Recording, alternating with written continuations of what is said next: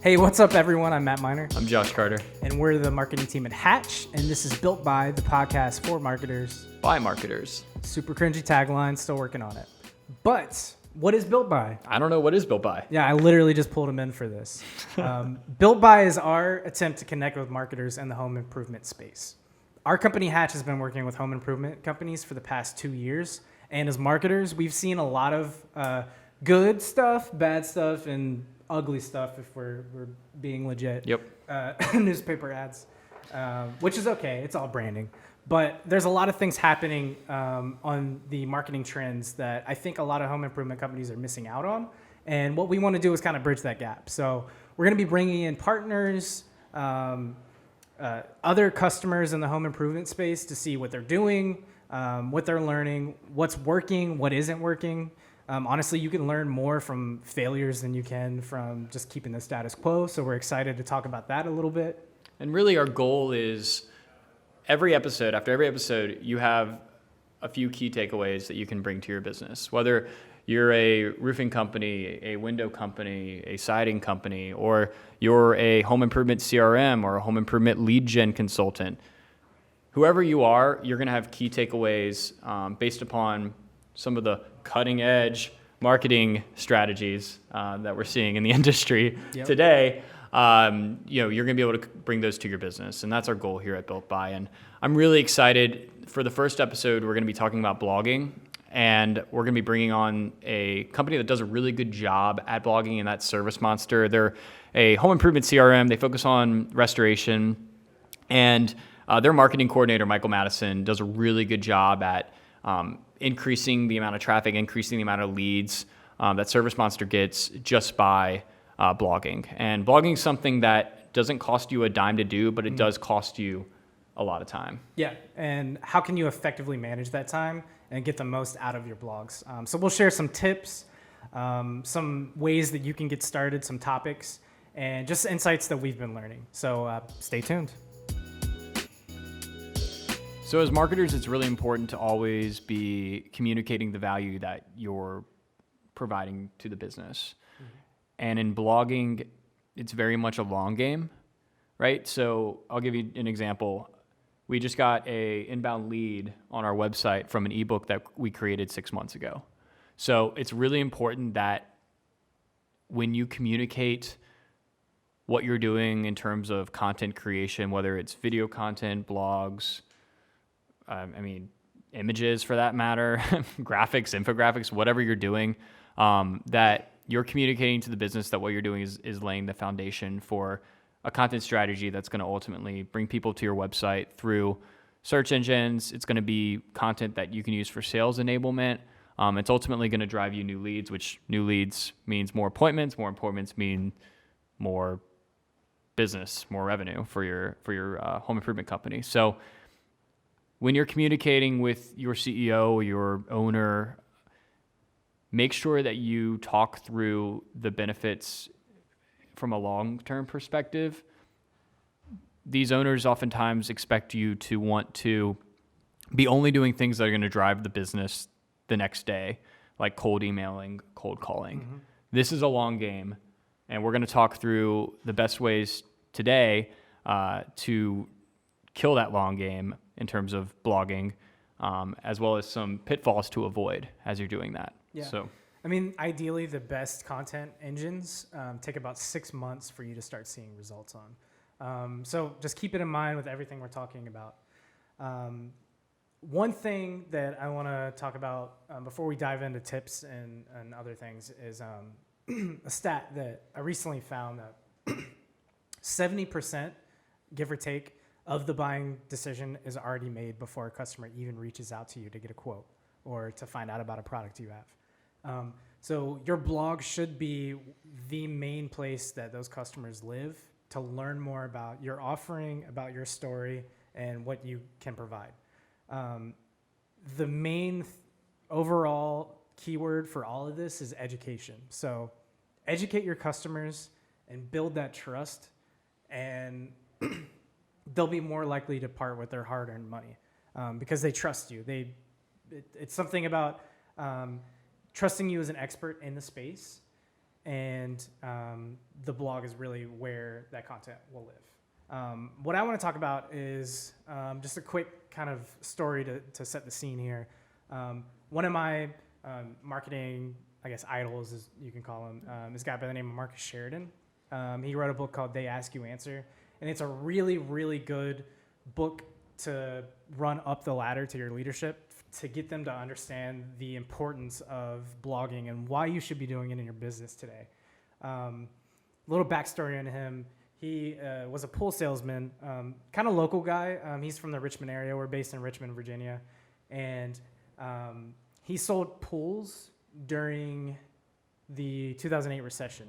I don't know any other high consideration purchase that's harder to sell during a recession than a pool in the backyard. But his blogging and the work he did he actually sold more pools than anyone else in the world during the recession because of the groundwork he laid with his blogging.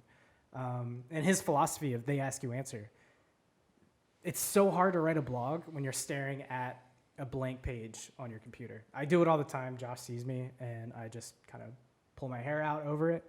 But it's your topics you're learning them every day. You're hearing them every day, and it's what your customers are asking. So anytime you sit down with a customer, any question they ever ask, you should be writing down that question, and you should be writing a blog around it.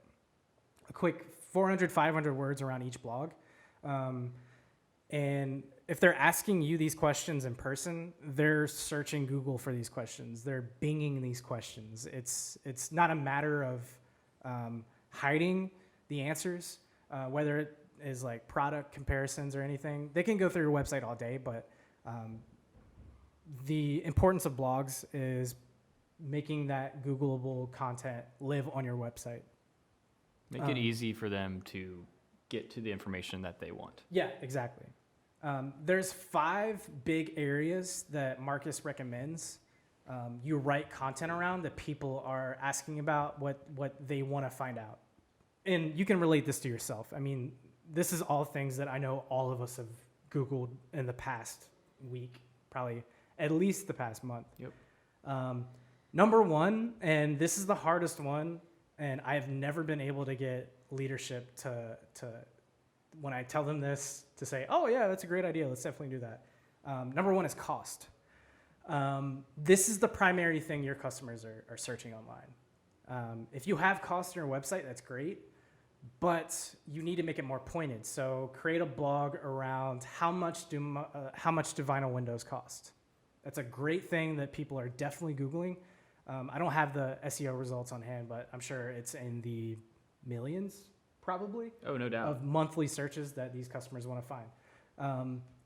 The thing about cost is that it's really easy to hide it, and a lot of leadership doesn't want to talk about cost because it comes with the competition. Our competition isn't talking about cost on their website, and they'll have an advantage over us if a customer goes to them.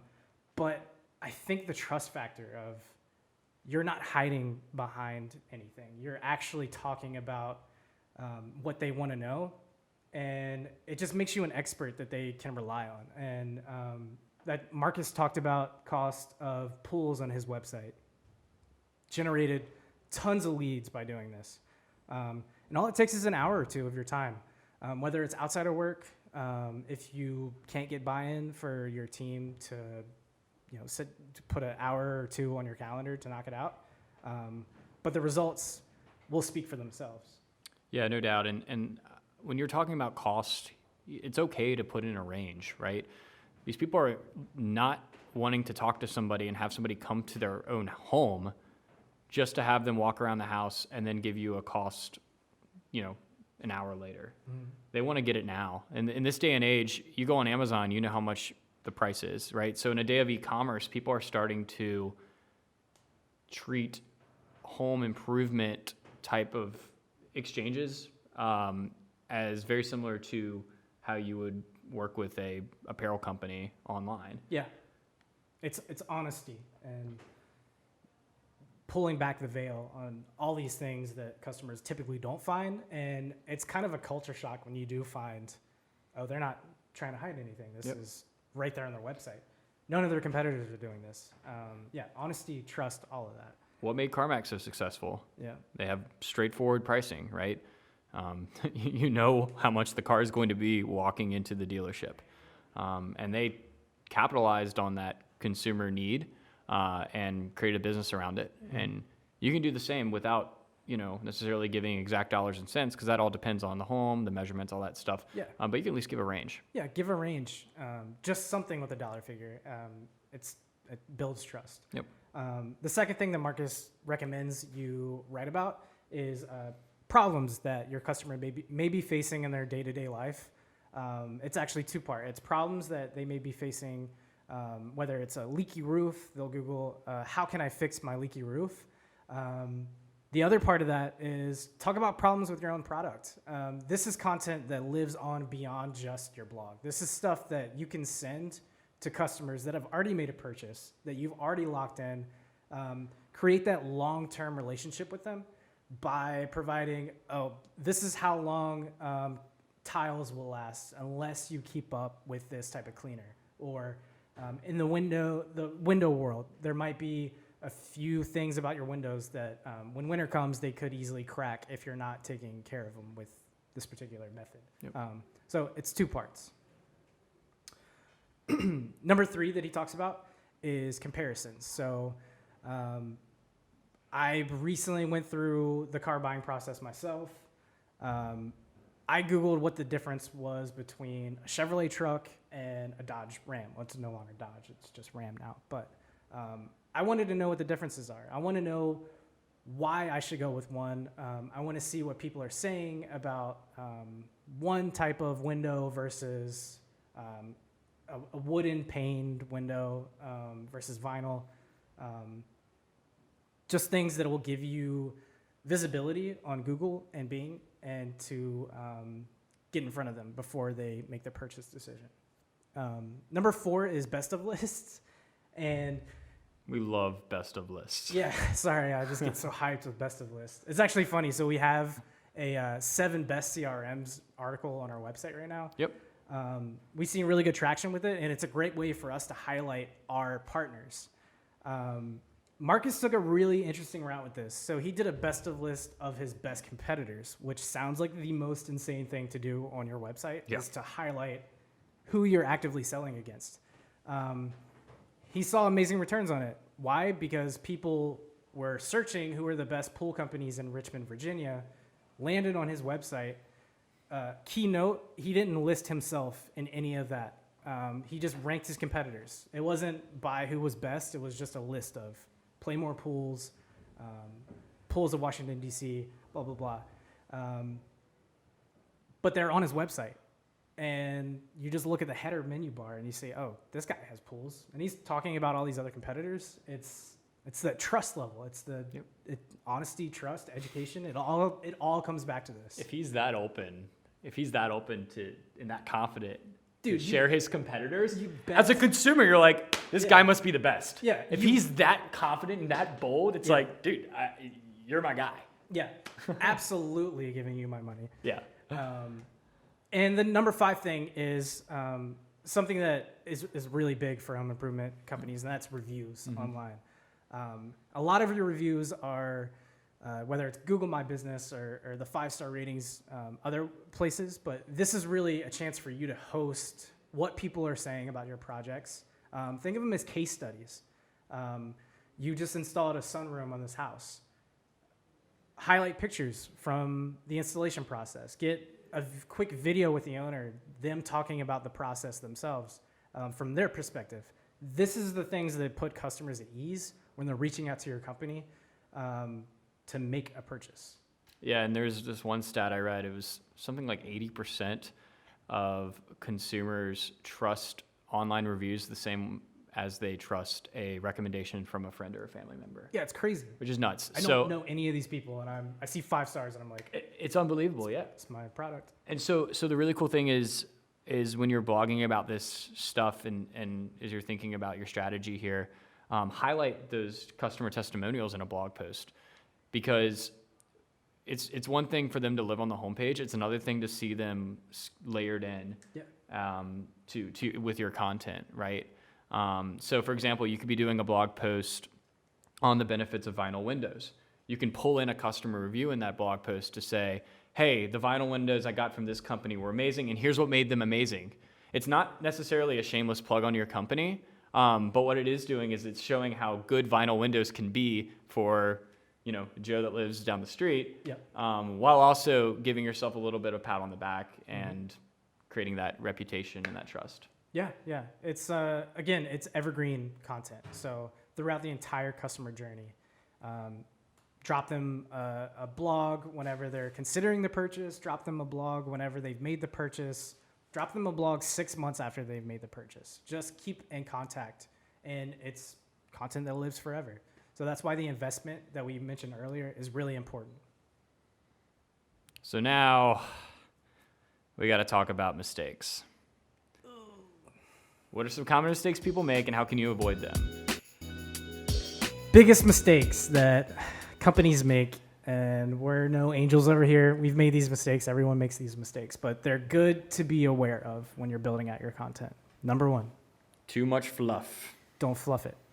That's pretty much it. I mean, this isn't a high school 5-paragraph essay, right? This is an introduction, 3 body paragraphs, and a conclusion. Chicago source. No, like right, like we mentioned before, right to solve the problem that the user is asking to solve. Yeah. Right. That's all. That's really it. Yeah. As long as you're doing that, then you are doing yourself a very good service from a readership perspective, as well as a SEO perspective, search engine optimization, the way Google looks at you. Yeah. That's just absolutely critical. And what goes alongside that is not self-promoting. Yeah. As part of that content too. Because it's so easy for me to see you just promoting yourself in an article, and I'm not going to read it. No. Because I think you're just trying to sell me something. So I clicked there to learn something, not to learn about your business. If I wanted to learn about your business, I could click on the header menu and go to your website. But and Google's not stupid. Yeah. Like they know when you're doing that. Yeah. So make sure that when you're writing this content that it's educational, it's answering the user's question. The other thing to avoid that is a pretty common mistake that I've seen in the home improvement space is copying content from one blog post to another. Mm-hmm. When you're selling windows, you're selling one product. Obviously there's different SKUs and different types of windows, but it's really easy. This is just an example to write multiple blog posts that are very, very, very similar. And it's an easy habit to get into to want to copy content to each blog post from another. And what Google does is they look at that as self-plagiarism. Yeah. And you'll actually get dinged on where you rank in searches. Yeah. So, I mean, just write content for humans too. Keyword stuffing is one of the biggest, amendments of blogs that people break. It's a human consuming your content. Keep them there. I mean, we're talking about bounce rates and stuff. If somebody clicks on your article and jumps off, you're going to get dinged for it. It's penalties like that will kill your SEO. And then we can get more granular into like the headings, H1, H2 tags, things like that. But we'll just do a quick overview because it's important to know, and it's important to lay out your article. And this is going to help you keep readers on there and make it more readable.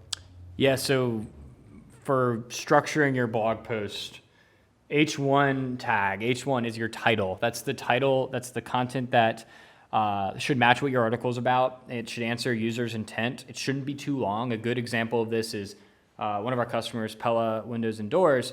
They have a blog post that is called Benefits of Installing Storm Doors, right? So when you type in storm door benefits, hopefully that article will show up pretty damn near the top. Mm-hmm. Again, that's an example of a good title, a good H1 tag, so to speak, and you should only have one per blog, right? And then once you have that overall, title, you can go into these subtitles, right? The specific topics that your blog is talking about. So like in terms of the storm doors, they're eco-friendly. That's a benefit. Mm-hmm. They look nice. That's another benefit, right? So those are the H2s. So when Google's reading your blog posts, it's really smart to know, like, you're not plagiarizing. It's really smart to know you're not self-promoting, but it also, needs some guidance, right? the algorithm needs guidance. So by you doing that, H1, H2, and even H3 to drill into further into these topics, you're doing yourself a favor and with Google. So that's really, I think, one of the most important things that people sidestep on, or not sidestep, but people, fail on, is not structuring these blog posts correctly. And ultimately your search engine traffic is going to suffer as a result if you don't do it correctly. Plummet. And then the product of that is less leads. Yeah, and then all this work and time you're investing just goes by the wayside. Yeah. So that's super important. Yeah. More than half of your traffic should be coming from search engines. Yeah. And going along with that, another thing that you need to be aware of is like who's coming to your website from your blogs. I mean, you need to have analytics, and you need to be tracking these things so you can take it to leadership and say, hey, the work that I'm putting into this is actually giving us an uptick on the website. More people are putting eyes on your brand because you're bringing them there from your blogs, and you're answering the questions they have, and you're doing all this stuff. So just use Google Analytics. Yep. It's a free tool. Use Google Search Console. We could have an entire podcast episode on these two tools. But we probably will one day. Who knows? But keep eyes on the metrics. Yep.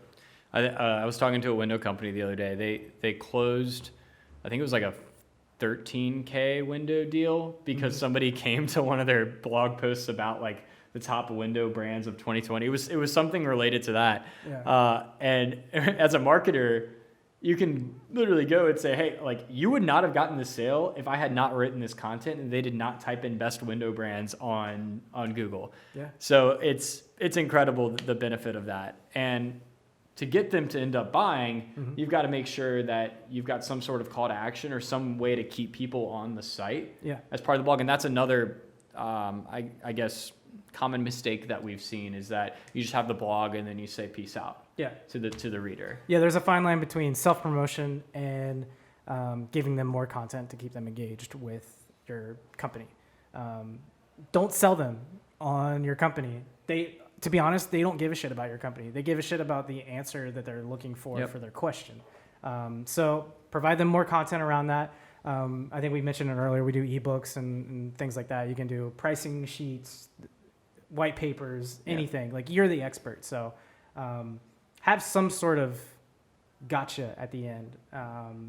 Super low impact. Just ask for an email, first name, last name, and it gives your sales team a chance. And this is all wraps under the sales enablement bucket. So as long as you can get their information, they might not be interested in a purchase right now, but they're aware of your company. You've established yourself as an expert. I've said that 100 times because I'm trying to drive home the point that I love it. you have to be a trusted expert in this space, and they're more likely to give you thousands of dollars. And no more, someone who does this very, stopping real quick. And now I want to introduce somebody that executes so well on all of these things. Yeah. You think of like all the best practices that we just talked through and you have all the boxes you want to check, is this guy, Michael Madison from ServiceMonster. So we're going to bring him on right now. We have Michael Madison on our giant TV screen, which he can't see right now, but he's joining us from ServiceMonster from all the way in Seattle. So thanks for joining us, Michael. Yeah, thanks for having me, guys. I'm super excited to be here. It's an honor to be able to be a part of your podcast. So the first guest too, man. Yeah. That's look at that. Ooh. So like I mentioned before, Michael is a total wizard when it comes to blogging. Really freaking good at it. And I guess let's just hear from you, man. Like how did it all start? Did you have to get buy-in to start blogging from your like CEO? Like what were some of the things that like you did to get started? Because a lot of these people are going to be wondering like, I don't have any blog content. What do I do to get started? What were some of the best ways? literally from scratch. Yeah. Yeah. I really think, when I came into ServiceMonster, there'd already been blog content. Previous marketing people had crafted all sorts of blog content, but it had kind of fallen off for a while. There wasn't a ton of new stuff. And as through my time here, I've kind of started to focus on that again because I see the value in it. Of one of our main things at ServiceMonster, because we are a software company, we sell software, but more than that, we genuinely just want to help service businesses, home service businesses, run better businesses, be more efficient, grow their businesses, reach their business goals. And one really effective way to do that is share some of the knowledge that we have learned. I've learned a ton in the 2 years that I've been here at ServiceMonster.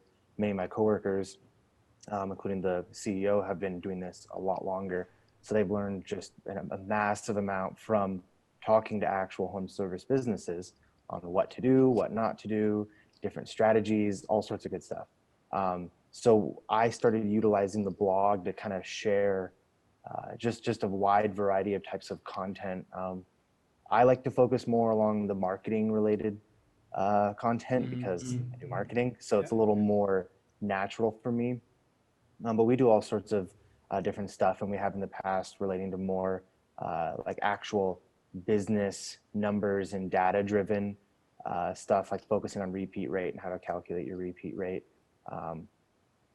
So yeah, it's kind of, my start with it was just, I was handed a blank slate of like, we have done blog stuff, but do your thing. Love it.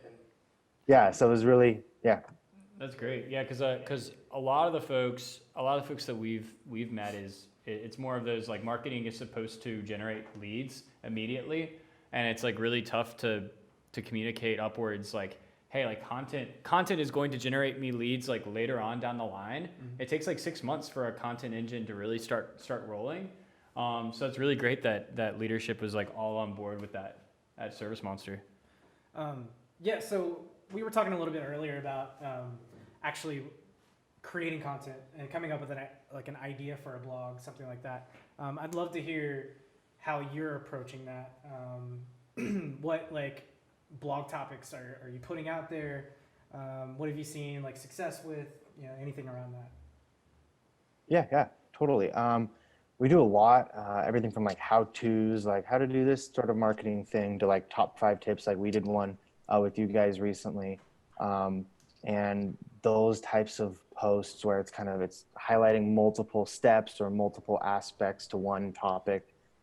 Those are really great. Those, kind of the titles of like top 5 tips for this or top 7, whatever. Those types of things tend to grab people's attention. So those are great. But I also do some around customer success stories. I talk with a lot of different home service business owners, and they have told me all sorts of great stories about dealing with difficult customers. I have one I did, I don't know, several months ago at this point, probably, about a window cleaner who had a really, really difficult customer experience, but they handled it really, really well, really professionally. And I felt like that interaction could really serve to benefit any other home service business owner who is faced with a similar situation.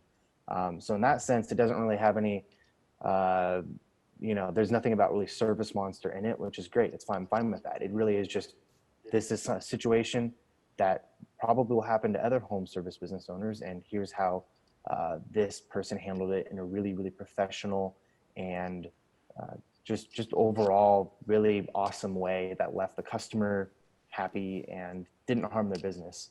So anything like that, awesome. There's so many different types of things you can do.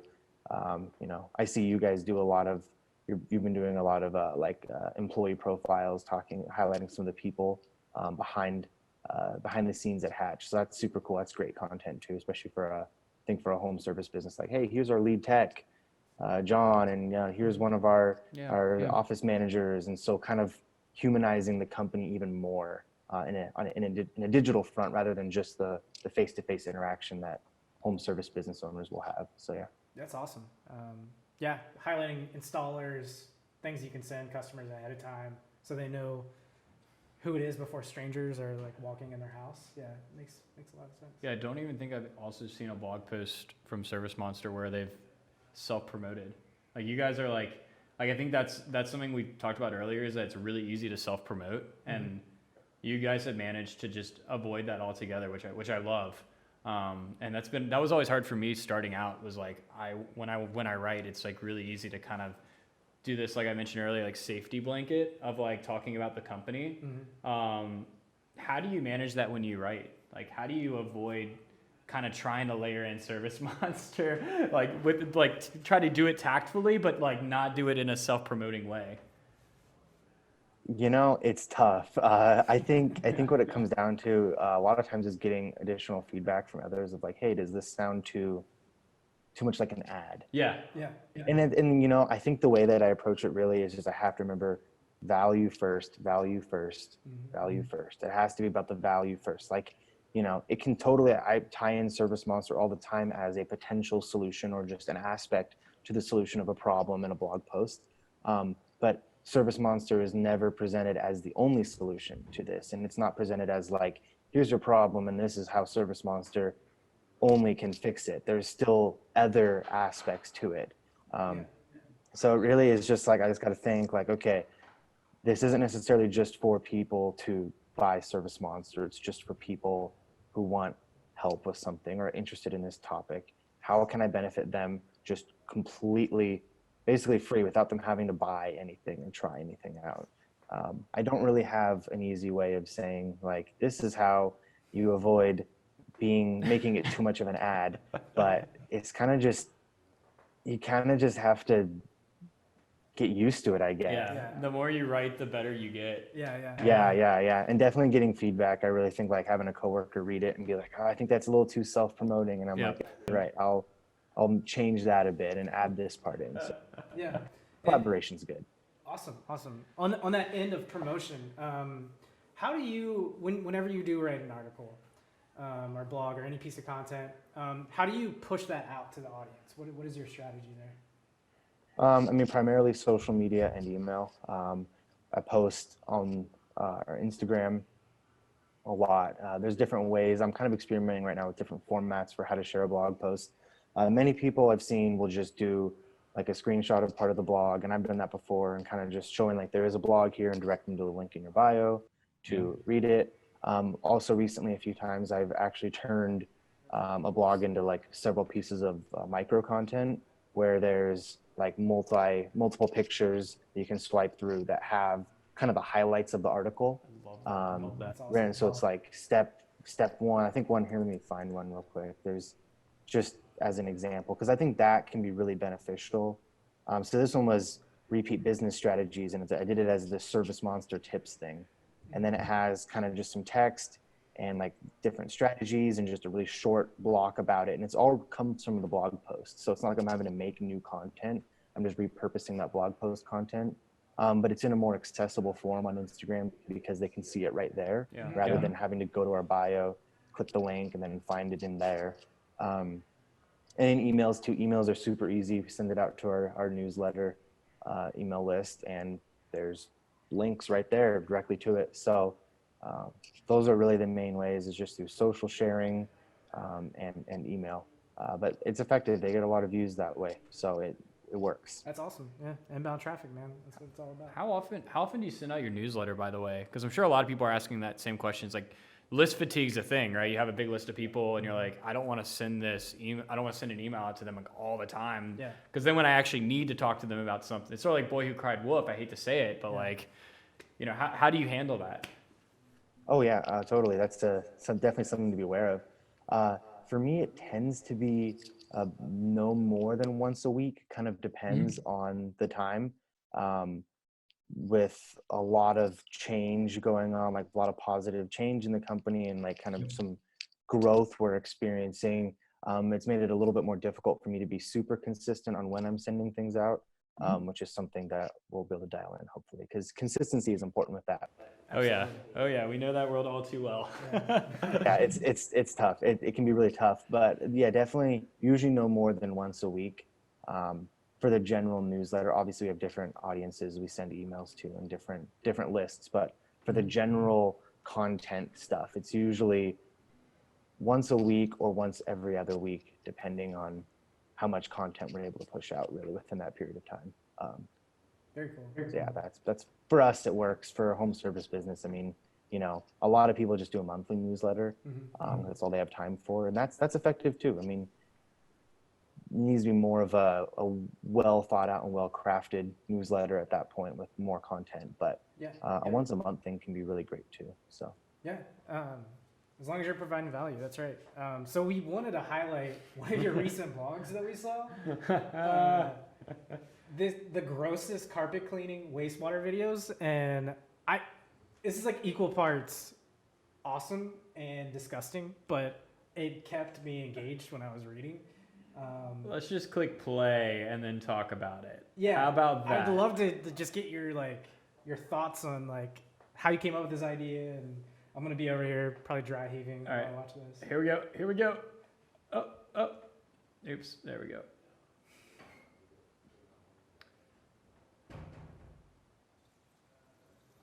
Yep.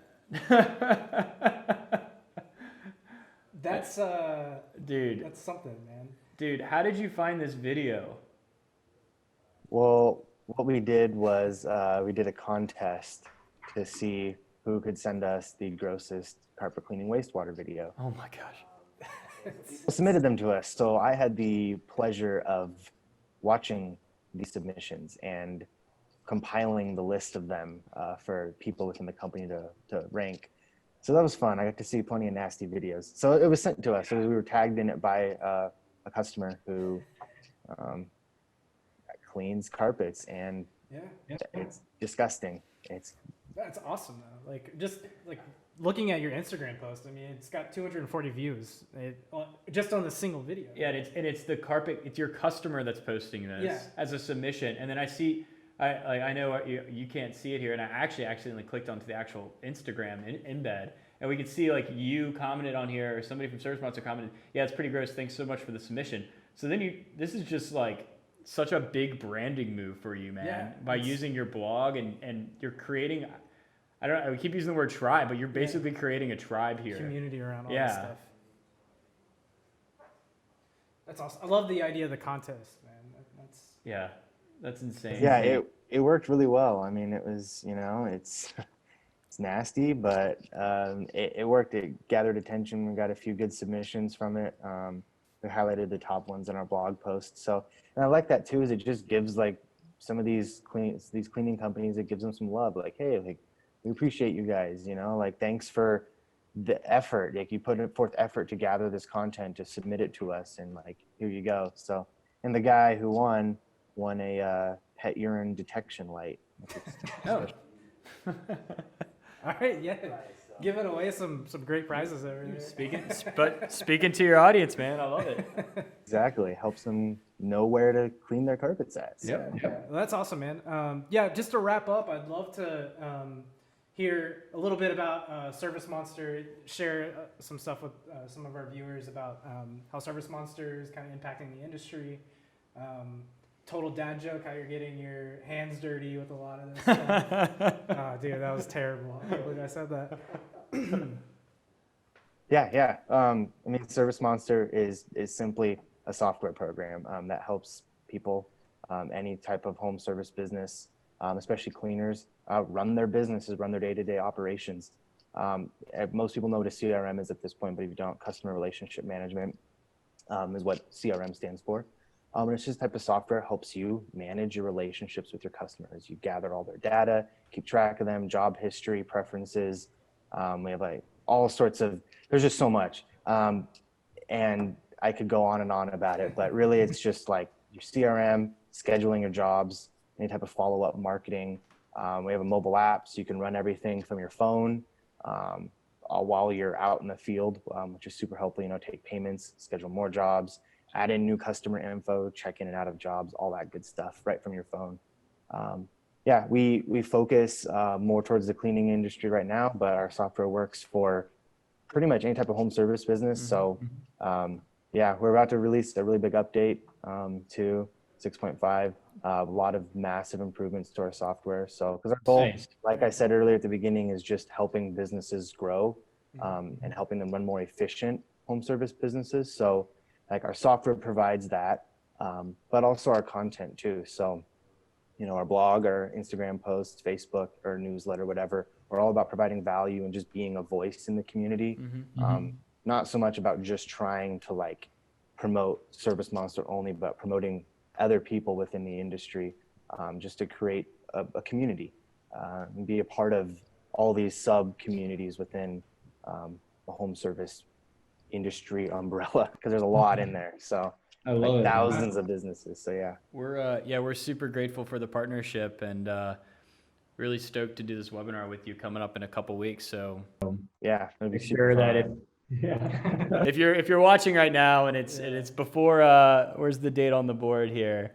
I don't have the date on the board, but if it's before the date of the webinar, then sign up for it. We'll have a link. And if it's after, go watch the recording. It's going to be really cool. We're going to talk through the top 5, I guess, ways to in the cleaning industry to get repeat customers and new business, and some really cool stuff. And it was kind of piggybacking on the blog that Michael and I wrote together. So make sure you check that out on ServiceMonster.net and check out their blog.